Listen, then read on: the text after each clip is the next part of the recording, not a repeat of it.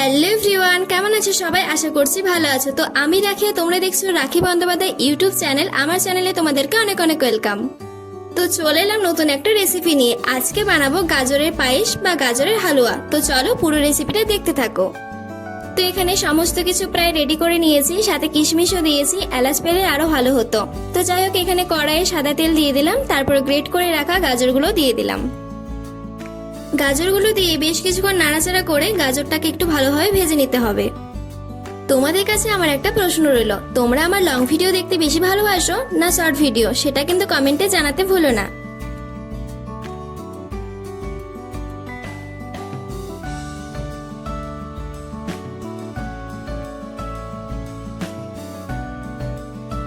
তো গাজরটাকে বেশ ভালোভাবে একটু ভেজে নিয়েছি, তারপরে দিয়ে দিলাম গুলে রাখা দুধটা,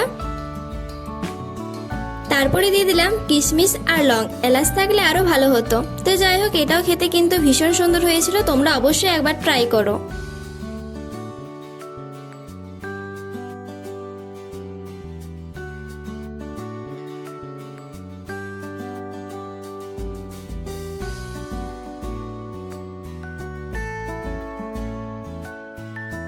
তো তারপরে দিয়ে দিলাম পরিমাণ মতো চিনি। যে যেরকম মিষ্টি খেতে পছন্দ করো, চিনিটা পরিমাণ মতো দিতে হবে। আর হ্যাঁ, ঘন ঘন কিন্তু নাড়াচাড়া করে নিতে হবে, না হলে কড়াইয়ে লেগে যেতে পারে। তারপর আর কি, ফুটে এলেই রেডি হয়ে যাবে গাজরের পায়েস বা গাজরের হালুয়া। ভীষণ সুন্দর হয়েছিল, যত নাম করব ততই কম হবে। তো যাই হোক, অবশ্যই তোমরা বাড়িতে আবার ট্রাই করো, তাহলেই বুঝতে পারবে কি টেস্ট। তো যাই হোক, এখানে রেডি হয়ে গেছে। তারপর প্লেটটা একটু সাজিয়ে নিচ্ছি। আজকের এই ভিডিওটা এতটাই। যদি ভালো লেগে থাকে অবশ্যই লাইক কমেন্ট শেয়ার করে দিও, আর চ্যানেলে নতুন হলে অবশ্যই সাবস্ক্রাইব করে দিও। আর কি কি রেসিপি দেখতে চাও কমেন্টে জানাতে ভুলো না। তো আজকের এই ভিডিওটা এতটাই। সবাই খুব ভালো থেকো, সুস্থ থেকো, সাবধানে থেকো।